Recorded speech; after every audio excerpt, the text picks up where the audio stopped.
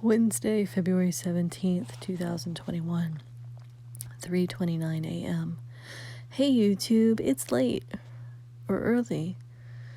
I'm on fireplace duty to keep the coals going so we don't have another episode like yesterday morning. It's been sleeting, snowing, and freezing rain for hours now, since around 10 o'clock tonight. I thought of some more things I want to share. It feels kind of random, but I'm just going to list them in no particular order, I guess, as I think about it, as it pops into my head. Have chapstick. Have a really good heavy-duty hand cream. A plastic dish tub or two.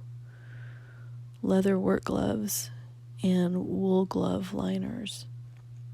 And something nice to have that we found is some insulated hunting pants or gaiters.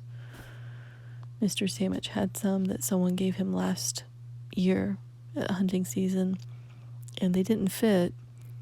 They're a little small for him and a little big for me, but we're making it work. Thermal underwear or underclothes. A base layer. You need a base layer. Something that's made to hold the heat to you. A wool hat or a fleece hat that'll come down over your ears and cover your ears so you stay warm. You should dress in thin layers so that you can take a layer off if you start getting too hot, because you don't want to sweat in the wintertime. When it's really cold out, you should not sweat outside or inside. If you're outside and you're sweating, you could get hypothermia. Dry bark makes great fire starter. It burns and makes a nice little bit of coals. That's how I got the fire started Tuesday morning. We couldn't get it to catch, and I finally tried the bark and no problem. And we finally got it to draw too. We don't have any fat wood, but we have bark. So we've been using that, and it's great. When you're cooking in such cold weather like this and you don't have power in your house, your food is going to start cooling off immediately. As soon as you take it off the burner or as soon as it's away from the heat, it will cool off rapidly. Soup holds the heat better. So think about having soups and stews. I don't know how rice and beans would do. We haven't been out long enough for me to say. I hope we aren't, but if it comes to that, then I'll let you know how rice does and beans. I'm thinking it'll probably not hold the heat very well.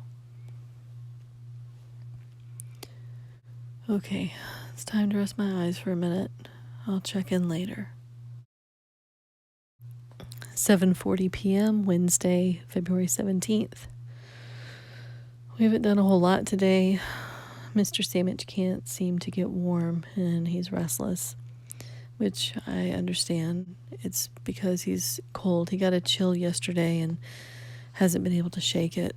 Just in normal winter, if you get a chill and you can't seem to get it out of your bones, it's hard to get warm.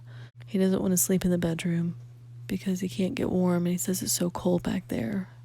So he's going to sleep on the couch, and I'm going to take the love seat, and I'm going to be on fireplace duty again. I'll keep it going.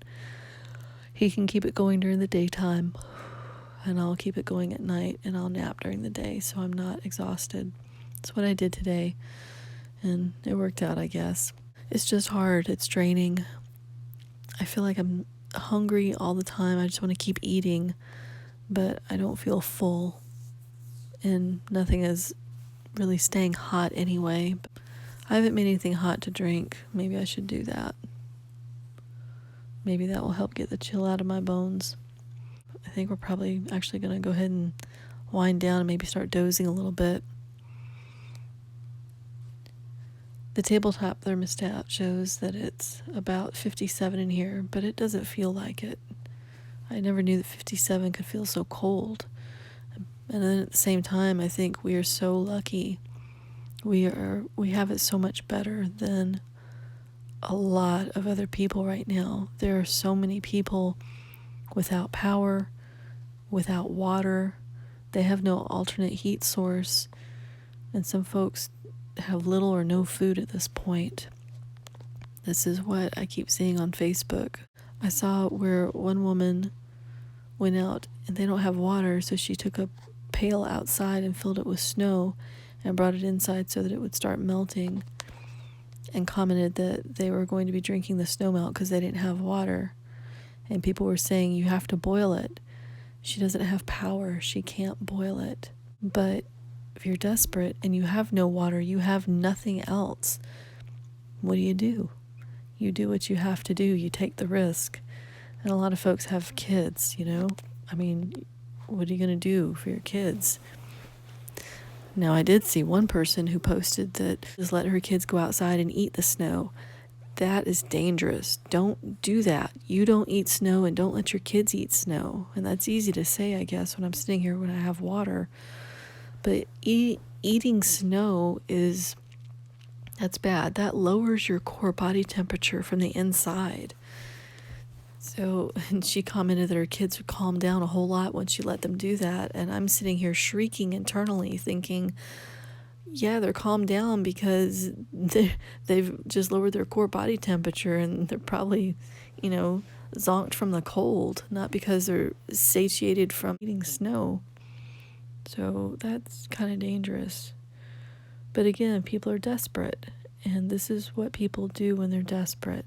You do things that are risky, potentially unsafe, because that's the survival instinct kicking in, and you're also trying to take care of your children, 7:57 p.m., the power came back on.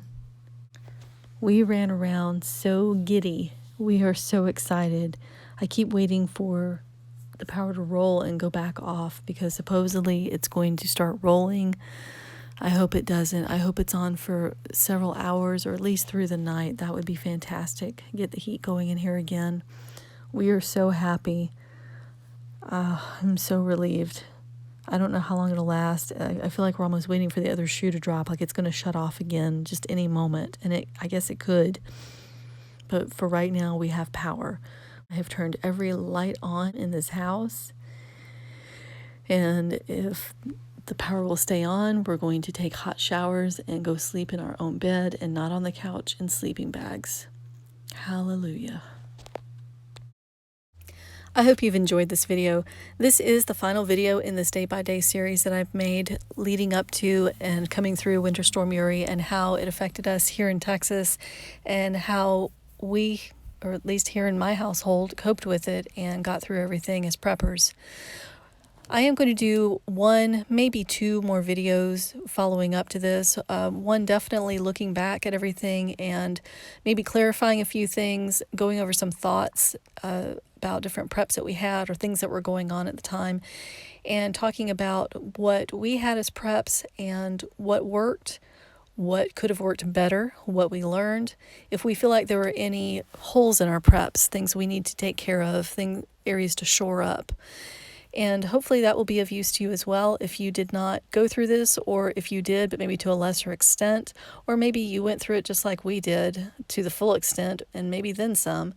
And this could be of use to you as well, give you some ideas. But if you have any comments about the video or any of these videos, or have questions about what happened at certain points and what we were doing and how did we handle different things, or if we went through something that you heard about but I didn't talk about, feel free to ask in the comment section below. Drop it down there, and I'll include it in my next video and answer questions. I hope that you will like this video and subscribe to my channel and hit that notification bell to be notified when I upload new content. As always, stay sweet.